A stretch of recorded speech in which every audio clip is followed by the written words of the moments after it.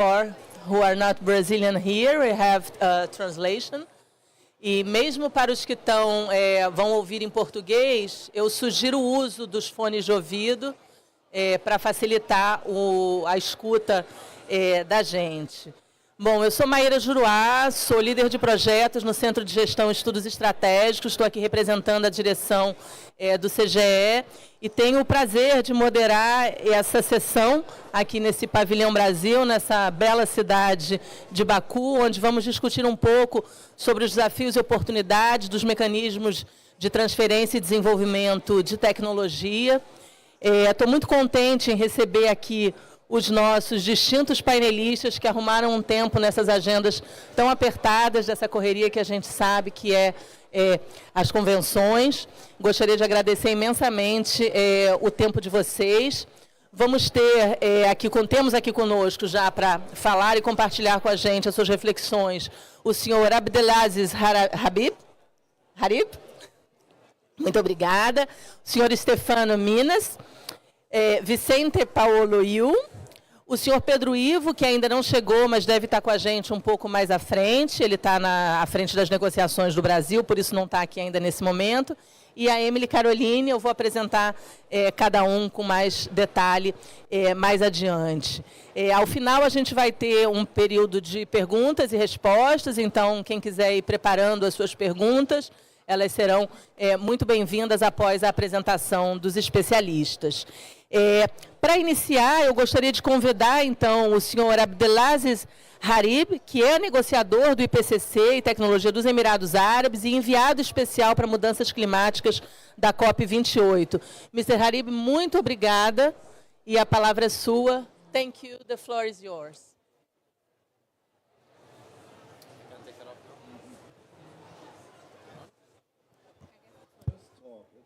Hello? Okay, thank you. Thank you so much. I appreciate it, and I appreciate the invite to be speaking here. It's an honor to represent the UAE and the COP28 presidency. I just want to share some remarks with everyone.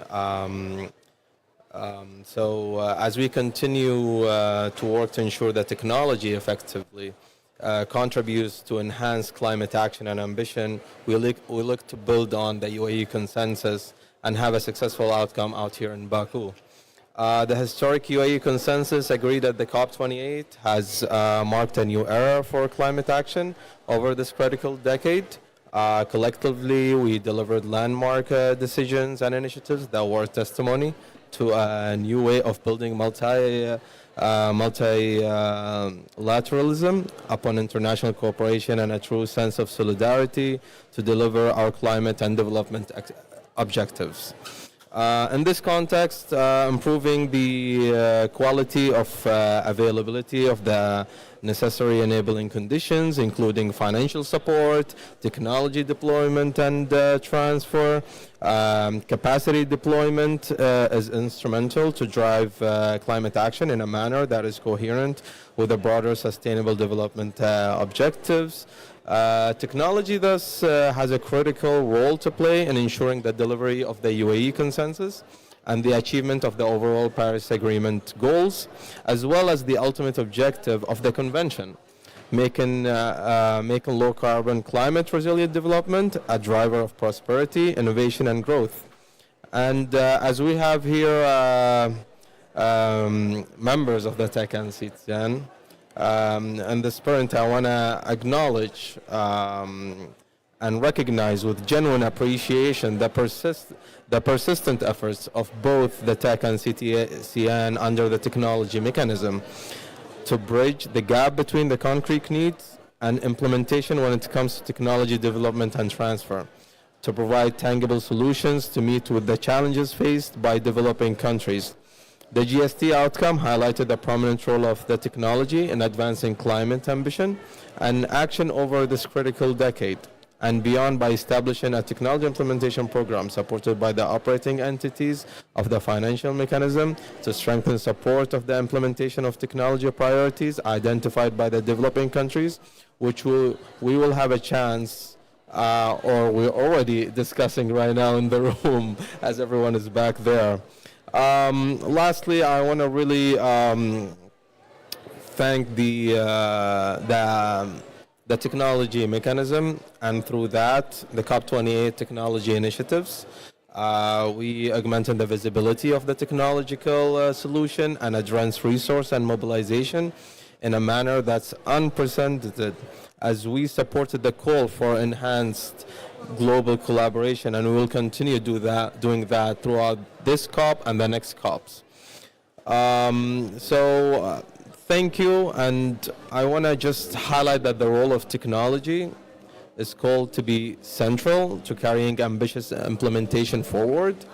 Your participation, insights, and commitment contributed to the success of COP28, and I'm sure it is contributing to the success of COP29 and then to the next COPs. I believe that together we created something special, something innovative, and we're still doing so, and we're really looking forward to build on these achievements going forward. Thank you.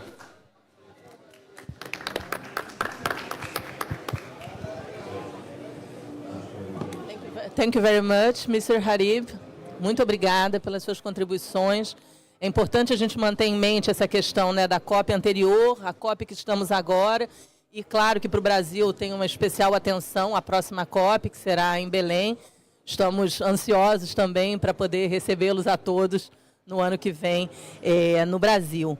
O CGE vem, então, tentando contribuir, né, com os esforços para a gente ajudar a pensar sobre os mecanismos de transferência e desenvolvimento de tecnologias. Temos muito essa preocupação, né, que as tecnologias sejam adequadas aos países de desenvolvimento e possam estar convergentes com os objetivos de desenvolvimento nacional, com as necessidades reais da população e da economia, né, dos nossos países, que são tão distintos, e, portanto, é necessário esse olhar muito detalhado e específico a cada uma das diversas especificidades, seja de bioma, seja das nossas organizações sociais e econômicas de cada um dos nossos países. Nesse processo de reflexão que o CGE tem feito, a gente, claro, que reconhece a enorme importância, né, tanto do TEC, do Comitê Executivo de Tecnologia, quanto do próprio CTCN, o papel que ele pode ter para fortalecer essa cooperação internacional para a inovação, buscando um modelo de desenvolvimento, né, resiliente às mudanças climáticas e que possa contribuir também para que a gente consiga atingir a missão 1.5.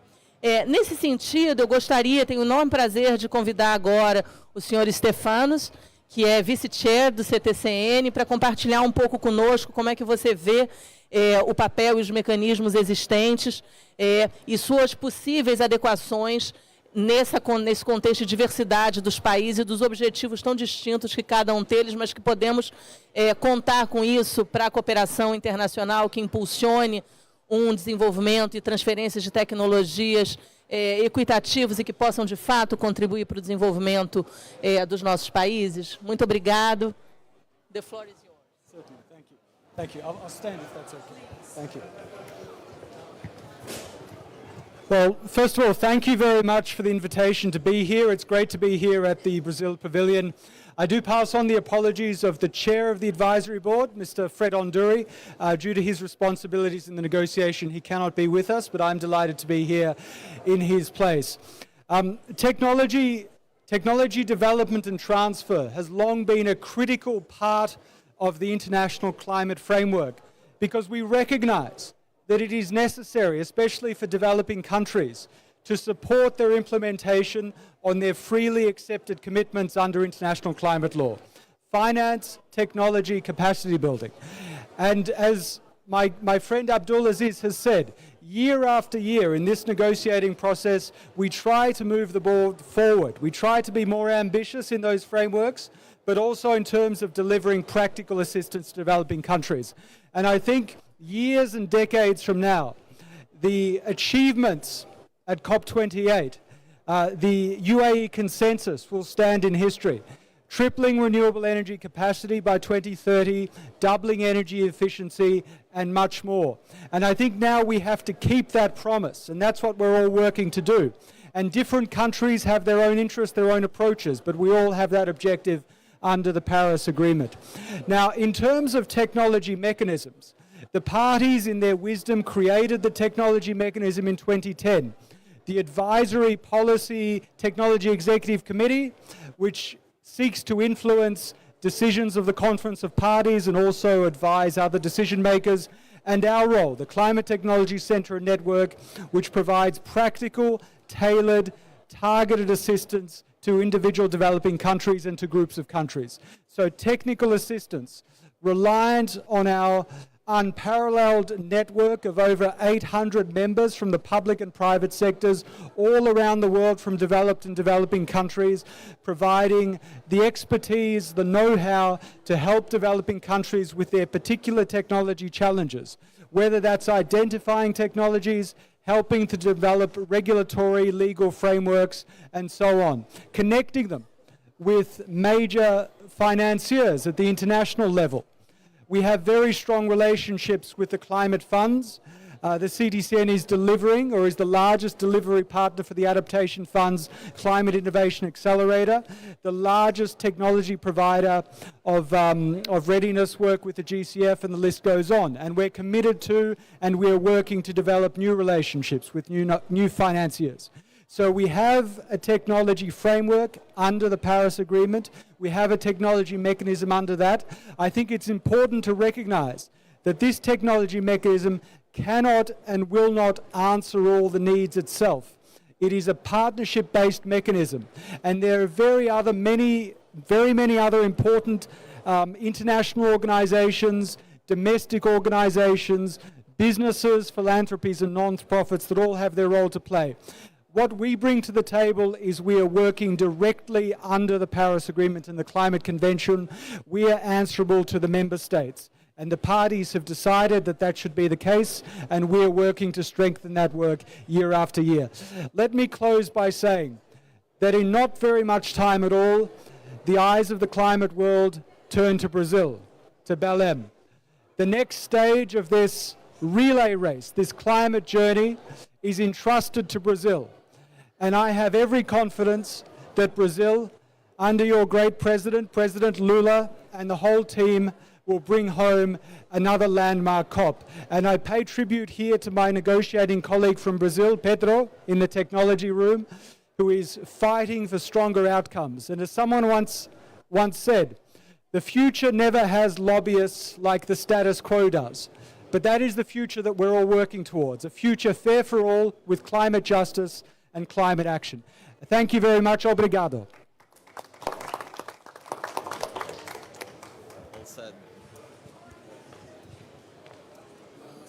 Thank you so much.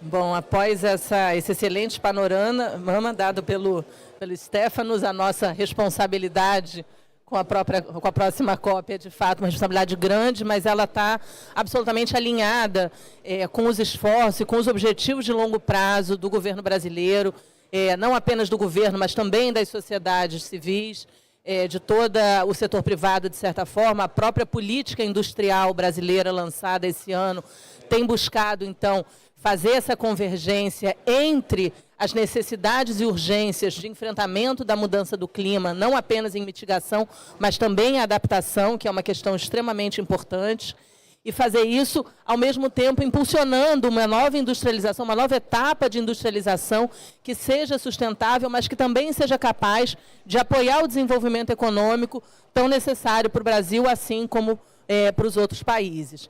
Eu gostaria agora, então, de convidar o senhor Vicente Paolo Iu, que é um importante especialista no tema, consultor de diversas agências das Nações Unidas, e a gente gostaria de ouvir um pouco sobre os desafios e oportunidades, as barreiras também que nós encontramos nos regimes internacionais, para uma prática efetiva de transferência e desenvolvimento tecnológico que seja, então, alinhado a essa urgência das mudanças climáticas, por um lado, mas as necessidades diversas, como a gente falou, dos países, em particular dos países em desenvolvimento. Muito obrigada de novo. Thank you very much to be here. The floor is yours. Bom dia, muito obrigado.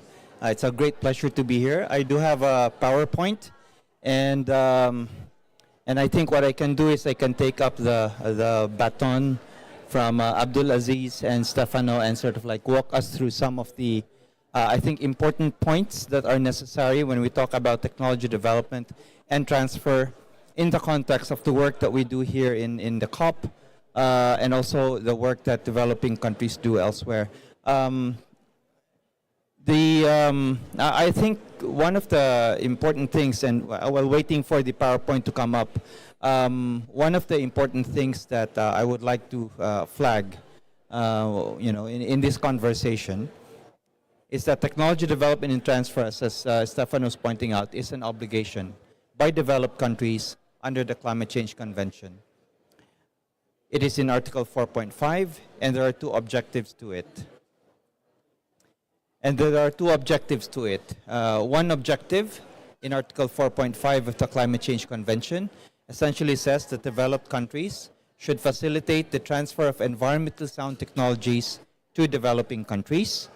And it's not just, and I think what is important to note here is that it is not just about technology being transferred, but technology being used to help build endogenous capacity in developing countries.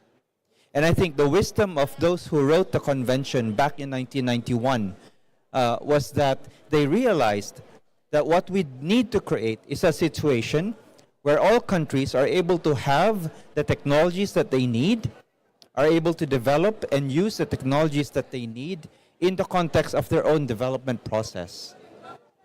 What needs to be done is not create a situation of technology dependence, but be able to create a situation where countries are able to make use of either their own technologies or get available technologies from elsewhere so that they are able to create climate resilience in the long term that is consistent with what they need for their own development and improve livelihoods for their people.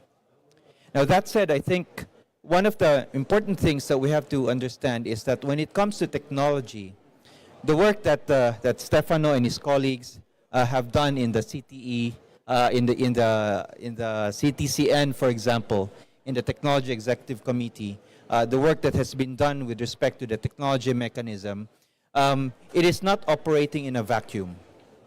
I think it is important for us to, I think it is quite important to recognize that since 2001, for example, there have been almost 120 developing countries that have undertaken what we call technology needs assessments in the climate process. What that means is that they have been able to identify what are the technologies that they need, whether it's on mitigation, whether it's on adaptation, whether it's in the area of energy or forestry, or in the area of urban infrastructure refitting, or in transportation, or in agriculture. 120 developing countries. And that means we have a huge universe of technologies that we know developing countries are saying they need and they want. So it is not a situation where we know that where technology transfer is up there in a vacuum, and we don't know what technologies to push and provide, because developing countries have in fact already said this is what we need and this is what we want. And to support that, there have been about 90 developing countries now that have put together roughly about 450 to almost 500 what we call technology action plans. These are technology action plans that they have said, if you provide us with the technology, this is how we plan to use that technology to input into our climate process. So it's up there. So let me skip to that, right? So when we talk about then technology transfer, and I think I can see across the room, it is really about those two things that when you talk about those two objectives. And therefore, technology transfer, given the fact that developing countries have put forward their technology needs assessments, they have identified their technology action plans, we know what the context is, we know what the national circumstances are, we know how it would be country-driven, and we know how it would be needs-based. And so this is just a slide, I know you cannot see it, but this is just a slide to show that in Africa, in Asia, and in Latin America and the Caribbean, many of our countries have in fact identified what these are. We have also identified what we want, what we need, and I think, and then as I mentioned here in the slide, 550 technology action plans have been put in place. So that means that when it comes to our nationally determined contributions, developing countries know what are the technologies that they need. So what is missing? What is missing is the ability of the system, is the ability of the multilateral process, is the ability of governments to in fact address the challenges and the barriers that are in place that impede technology transfer to developing countries. And these have been identified also in various studies that have been produced by the UNFCCC Secretariat. So what are these barriers? Some of them include financial and economic barriers. Some of them include legal and regulatory barriers, such as intellectual property rights, such as standards and policies. Some of them include gaps in adaptive and absorptive capacity in many developing countries where absorbing high technology is difficult in a situation where you have low industrialization processes in place, or whether you have your economists, your engineers, your scientists not staying in your own country because they're traveling and moving overseas, right? So we have those barriers, but we also know what needs to be done in order to change those barriers and make them into opportunities. We know that if we provide sufficient financial resources, as Stefano and Abdul Aziz were pointing out, if we change the legal and regulatory barriers such as intellectual property rights that are in place, if we provide technical assistance to improve capacity building in developing countries, then technology transfer can become a reality. One of the things that is quite important to address is the fact that there is a big climate technological divide between developed and developing countries. This slide actually shows that. We have an agency in the UN system called the UN Conference on Trade and Development, where they're saying, from their analysis, that when you look at climate technology, developing countries are very far behind and falling farther behind. Only few developing countries are in fact going up the technology curve. China for one, we have India, we have Brazil, but by and large, most developing countries are not going up that technology curve. And that curve is even worsening, because if you look at who controls and who owns and who produces and who exports these technologies, it's still developed countries. 85% of patents with respect to climate-related technologies are still owned and controlled by corporations that are based in the developed countries.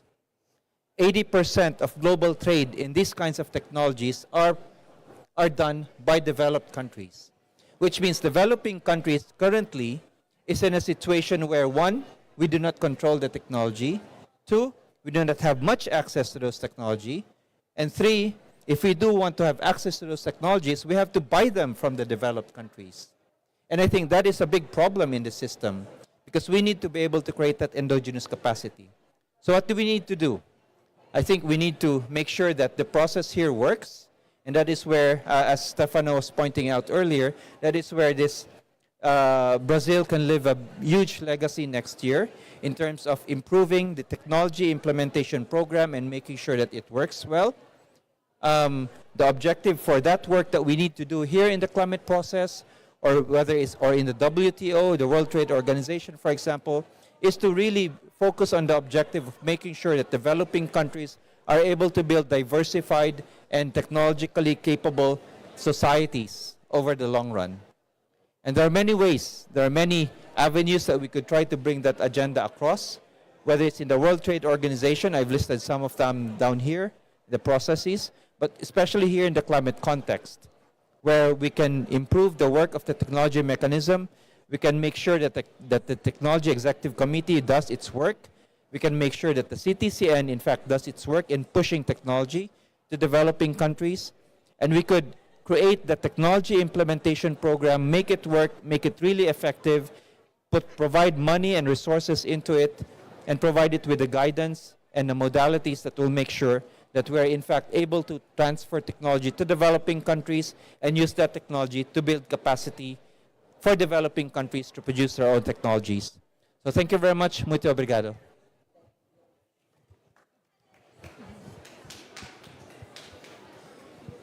Muito obrigada, Vicente. Excelente exposição, nos faz pensar sobre muitos aspectos que a gente tem discutido no Brasil e no CGE, sobre essa necessidade de fazer com que os mecanismos de transferência e desenvolvimento de tecnologia sejam, de fato, um catalisador das capacidades endógenas, como você falou. Isso é extremamente importante. E no caso do Brasil, assim como muitos outros países, além da gente ter uma biodiversidade muito rica, que é sempre um ponto de atenção e de interesse para a cooperação, nós também somos um país com muita capacidade científica instalada. Temos profissionais altamente qualificados, centros de pesquisa. Então, tudo isso reforça a ideia de que se pode buscar uma cooperação internacional que seja, de fato, recíproca, onde haja troca de todos os lados e onde não apenas nós recebamos e temos acesso a tecnologias que ainda não tínhamos, mas que possamos, de fato, contribuir e trocar para fazer a promoção do conhecimento e um desenvolvimento científico e tecnológico em bases de reciprocidade, amigáveis ao clima e que busquem um desenvolvimento internacional muito mais equitativo e, portanto, muito mais promissor do ponto de vista também da estabilidade do sistema internacional. Aproveitando esse gancho sobre o CGE, eu não falei no início, mas lembrando, o CGE é uma organização do terceiro setor, ela tem uma relação muito próxima com o governo brasileiro por ter um contrato de gestão com o Ministério de Ciência, Tecnologia e Educação. Então, a nossa missão é justamente desenvolver estudos, articular especialistas para apoiar uma tomada de decisão baseada em evidências científicas, não apenas em evidências, mas, sobretudo, em evidências científicas. A gente tem uma larga agenda de projetos e temas que a gente se debruça anualmente, e mudança do clima, desenvolvimento sustentável, é uma agenda bastante antiga no CGE. E esse ano, em particular, assim, o grupo de mudança do clima se debruçou sobre a questão da transferência e desenvolvimento de tecnologia, justamente pensando na COP e pensando na nossa contribuição, naquelas necessidades que o governo poderia ter, não apenas para esse ano, mas, sobretudo, já pensando na próxima COP. Nesse sentido, eu queria convidar a Emily para contar um pouco mais para a gente como é que a gente tem pensado e trabalhado essa questão do desenvolvimento e transferência de tecnologia. Né, Emily? A gente lançou num side event aqui na COP na semana passada uma nota conceitual que um pouco organiza a nossa visão do que pode ser, quais são as principais barreiras ao desenvolvimento, né, e transferência de tecnologia. E acho que você podia contar um pouco mais para a gente, né, Emily, sobre esse processo, e depois a gente retoma a discussão, tentando pensar também quais são os desafios que a gente precisa enfrentar para chegar na próxima COP também com base suficiente para fazer avançar os mecanismos existentes. Emily, o tempo é seu. Obrigada. Obrigada, Maíra. Primeiro, eu queria agradecer, né, a toda a organização do Pavilhão Brasil. Tem sido realmente muito bonito. O pavilhão está excelente, com eventos maravilhosos, e já nos dá um gostinho aí para o que vai ser a próxima COP.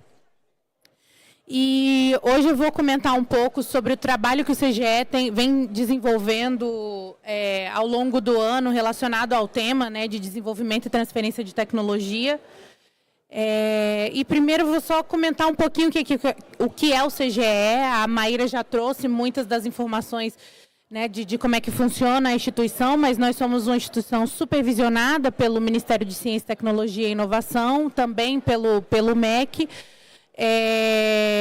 que tem aí como missão subsidiar os processos de tomada de decisão no Sistema Nacional de Ciência, Tecnologia e Inovação, através de estudos estratégicos, enfim, de avaliações, de planejamento. O CGE ele tem diversas capacidades, incluindo de identificação e mobilização de atores, tanto brasileiros quanto internacionais. Também desenvolve e já possui processos maduros de inteligência, desenvolvimento e uso de ferramentas e também de novas metodologias. E com isso o CGE já tem aí mais de 350 projetos, mais de 350 estudos lançados em apoio ao Sistema Nacional de Ciência, Tecnologia e Inovação. Além disso, o CGE ele também tem esse serviço, né, inteligente de mapeamento, de avaliação de programas e políticas, de identificação de tecnologias e oportunidades, de estudos de futuro, de foresight e entre outras agendas da qual o CGE faz parte. Eu faço parte da agenda positiva da mudança do clima e do desenvolvimento sustentável. Nós desenvolvemos projetos na área de energia, na área de bioeconomia e também na área de tecnologia. E toda essa conexão do centro nos levou ao entendimento de que, atualmente, o tema de TDT tem tido uma importância mais significativa para o país, mais ainda para a mudança do clima. E como já foi destacado aqui pelos os nossos colegas, os outros panelistas, a importância desse tema para os países de desenvolvimento, né, para a gente lutar contra o aquecimento global.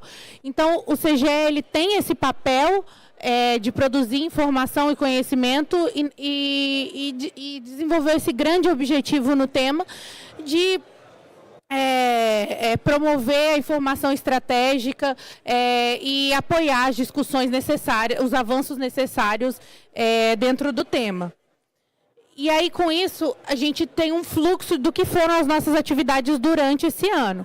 Nós iniciamos a partir de um aprofundamento na literatura, nas publicações científicas, uma coleta desses dados, uma análise desses dados e interpretação utilizando as nossas ferramentas. O CGE possui ferramentas que chamam InsightNet e InsightNet Browser, que tem todo esse potencial de análise. Nós também conversamos com muitos especialistas através de uma mesa redonda, até desenvolvermos aí, chegarmos na nossa nota técnica que traz um panorama sobre o tema, que foi lançada na semana passada, em um side evento junto com o IDRI e com o Climate for Energy Solutions. E, bom, a nota eu vou falar um pouco mais aí nos slides seguintes. Mas, então, a partir dos nossos estudos, dos nossos aprofundamentos e da inserção das nossas publicações da inserção das nossas publicações nas nossas ferramentas, né? Essa aí que está passando é a query que nós chegamos para fazer essa identificação que deu cerca de 2.718 publicações,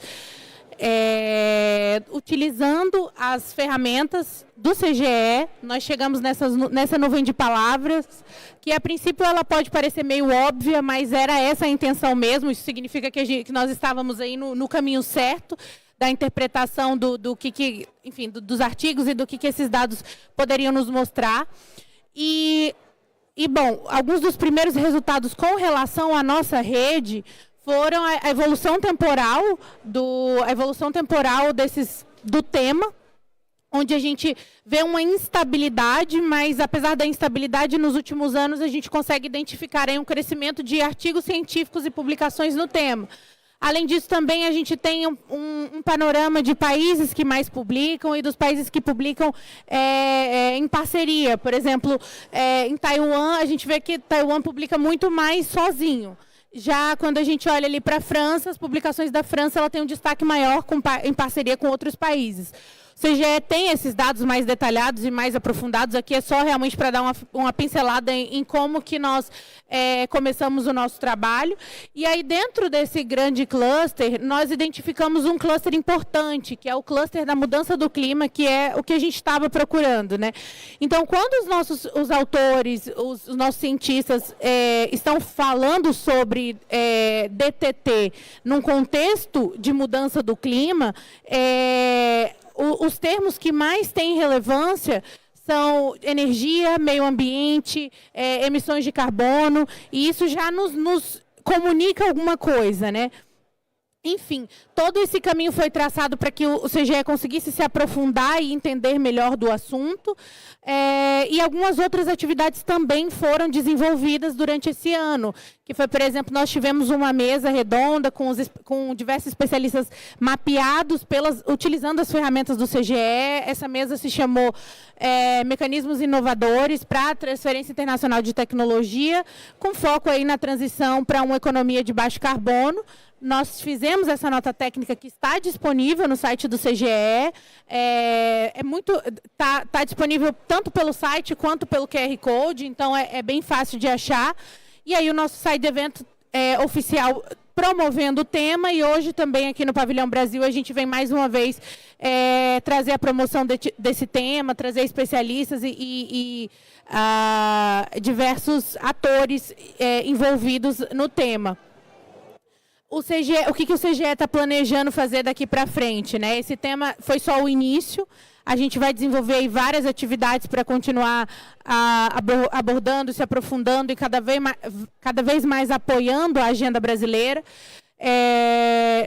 Tanto para a COP30, que tem sido um dos destaques do governo, esse tema, quanto para um futuro a médio e longo prazo. Além disso, nós teremos novamente já para fevereiro, nós teremos uma outra mesa redonda com os especialistas, e dessa vez contaremos também com especialistas internacionais. Participamos dessas discussões de implementação. Eu, por exemplo, faço parte como membro do CTCN, e estou acompanhando as discussões, e também nós estamos buscando aí estabelecer uma grande parceria internacional, um networking no tópico, para que a gente possa fortalecer a cooperação aí com o Sul Global no tema. Realmente esse era só um apanhado de informações sobre o que o CGE vem desenvolvendo, o que a gente planeja desenvolver nos próximos anos, mas a gente tem dados mais profundos, a gente tem redes, análises, enfim, e ferramentas que nos colocam aí num lugar interessante. E se vocês tiverem vontade de conversar posteriormente, este é o meu e-mail, e também o QR Code do site do CGE, que leva a diversas informações que a gente tem trabalhado no tema. Muito obrigada.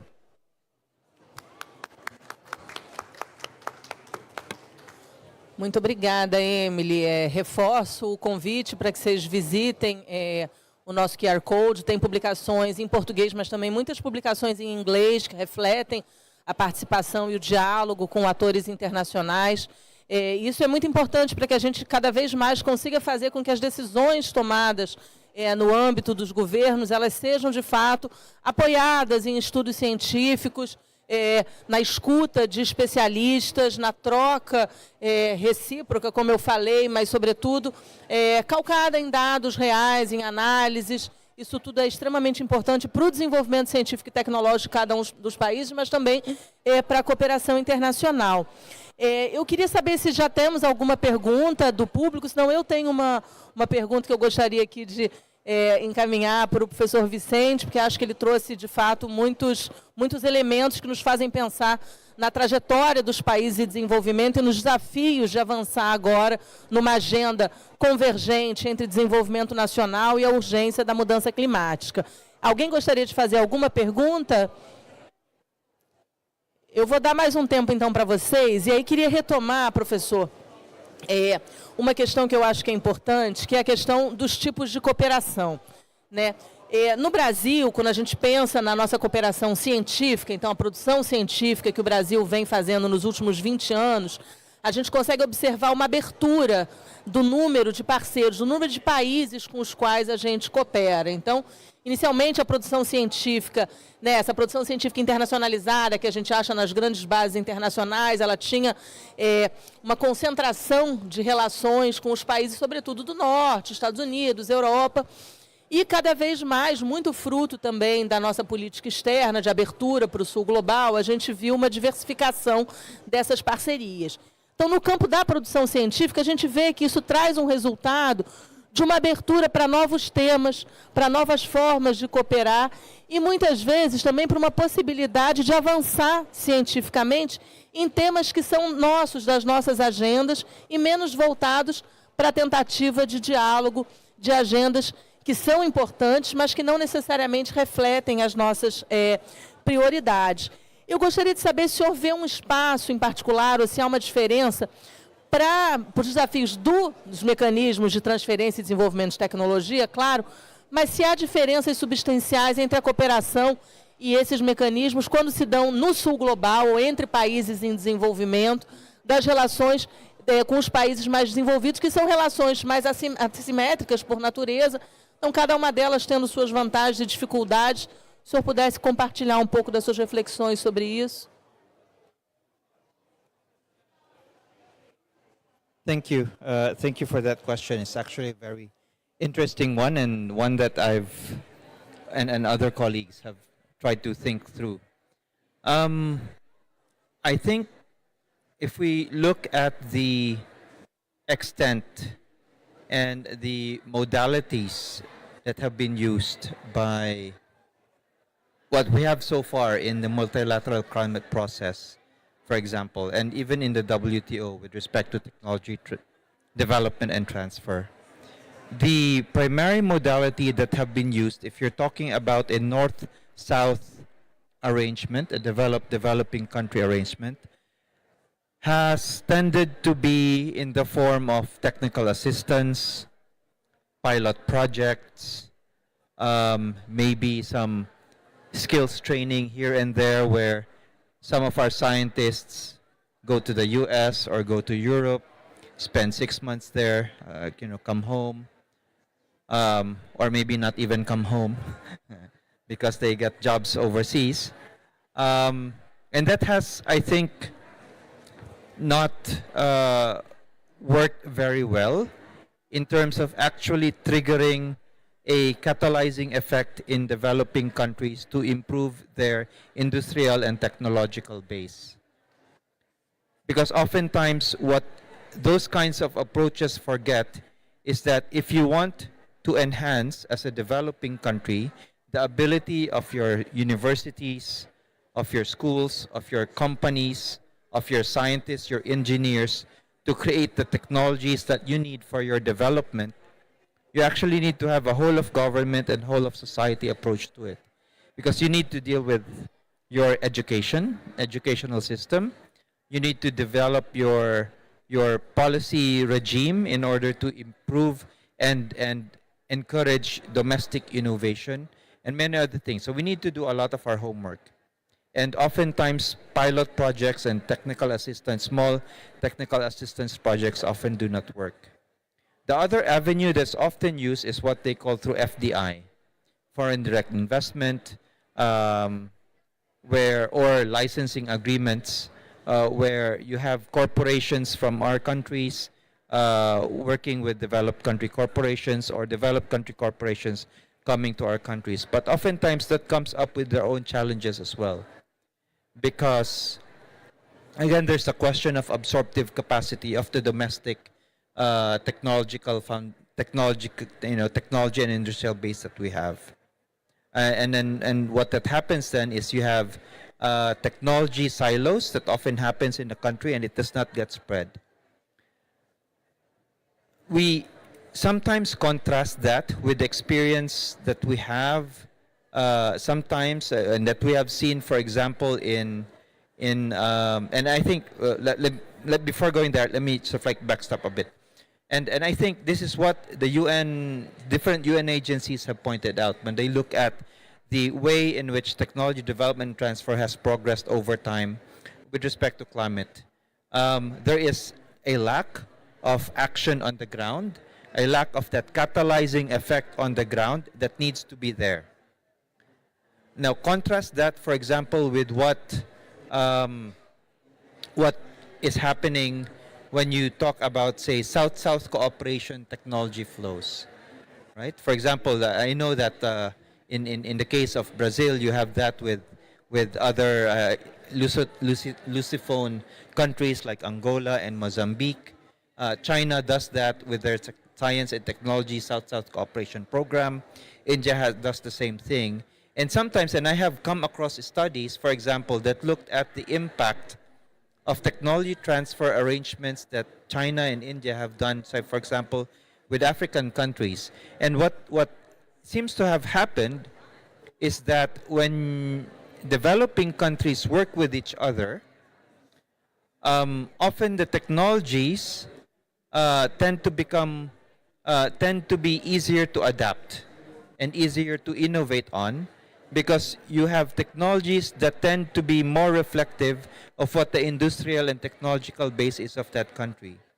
Which is not to say that the best approach is always South-South, right? What I'm trying to say is that we need to have both North-South and South-South flows together.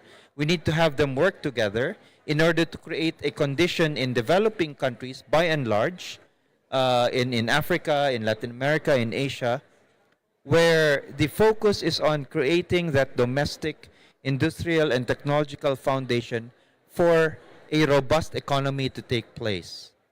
So the focus should not be on, okay, if we do a foreign direct investment in that country, how much money can we get out of it? But rather, one of the questions that should be asked is, can we work with the local government, can we work with the host country government to make sure that this investment gets to the point where my scientists and my engineers are able to learn from the technology that we are producing with this investment, so that at the end of the day, we can also produce the technology and maybe even compete at some point with them, right? And then that is often a difficult message to sell, because obviously if you live in a capitalist market-based economy, as much as possible, you want to be able to control the market. And that is what I'm trying to say. Sometimes, especially when it comes to climate change, if we allow market forces to be the primary means for technology transfer, oftentimes it does not do the job well. And that means we need to have this close look at regulatory policy, development policy, and market policy to make sure that we are able to get that job in improving endogenous capacity development for technologies in developing countries. Thank you.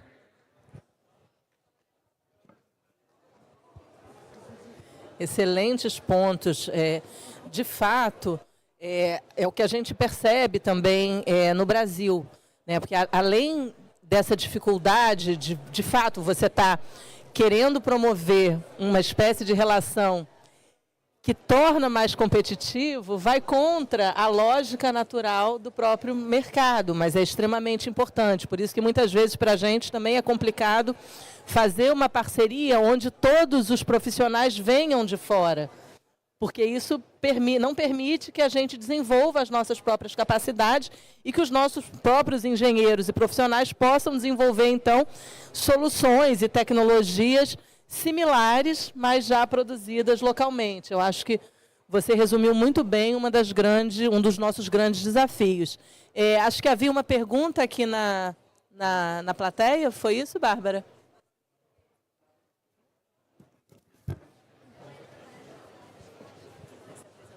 Yeah, Dunya Khouri, I am founder and president of NGO in Lebanon. I'm representing the Women's Association of Deir al-Ahmar. So we are on the ground, we are working with the people, and we are implementing pilot projects. For example, we support women to have the solar energy on their house.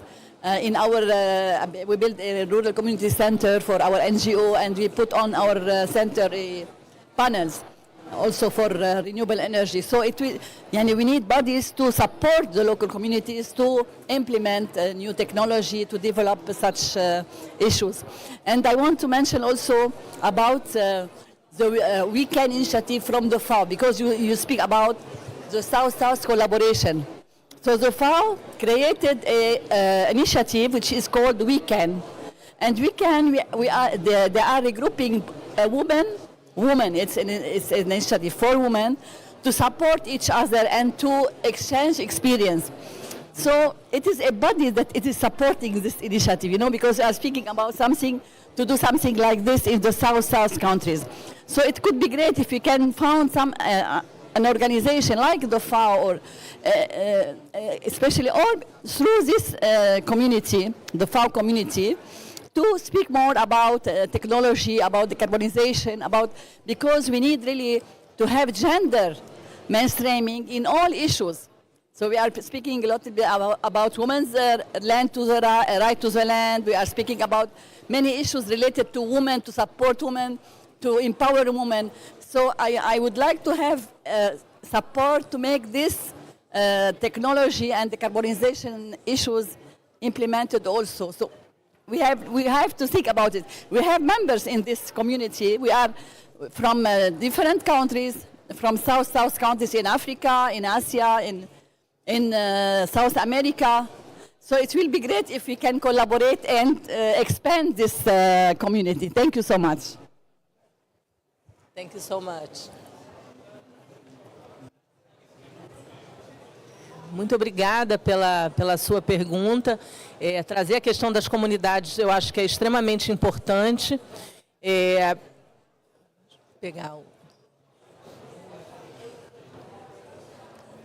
A colaboração, não apenas as comunidades como um público-alvo para buscar tecnologias e soluções que possam, de fato, contribuir para a vida das comunidades, porque, afinal de contas, é disso que a gente está falando em última instância, mas também porque das comunidades, sobretudo em países como o Brasil, que ainda tem um espaço muito grande de comunidades localizadas, rurais, é dali também que vem muito conhecimento para fazer o desenvolvimento de novas soluções que possam melhorar a vida da sociedade. Então, acho que são pontos extremamente importantes. Nós estamos muito próximos do fim do painel. Eu queria apenas convidar os nossos painelistas a fazerem uma rápida fala de finalização para eu, em seguida, poder encerrar o painel. Emily, você quer agradecer? Depois me passa. Tá bom.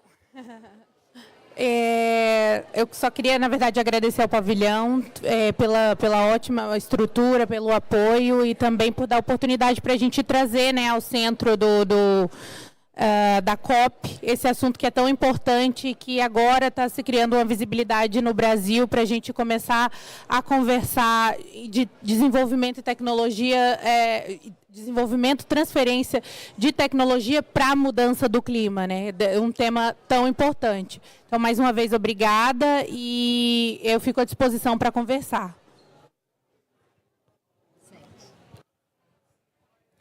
Thank you very much, Madam Shukran, for your comments. And let me also express my solidarity first to you and the people of Lebanon in the face of the aggression that it is currently facing there. It's very, very, very sad. And I think the point that you raised is extremely important, because when it comes to climate and what we do together on climate change, it's not, I think at the end of the day, it is not about what high technology solutions we can find. It's about how we as communities of people working together can find those solutions together. And there are many, many examples of those kinds of things. Technology, if you will, human technology, not industrial technology, that we can use. For example, in the Amazon, right?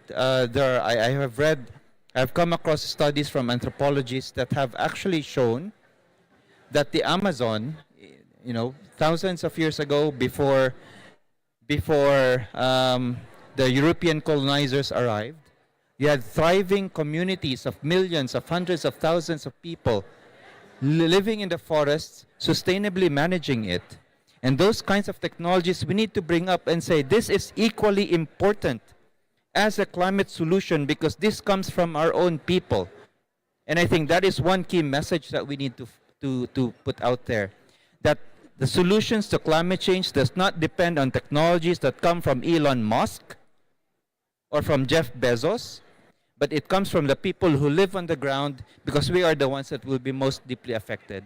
And maybe that is what the technology development transfer issue is about, and it is what I hope Brazil will bring us with respect to the technology implementation program next year. Muito obrigado.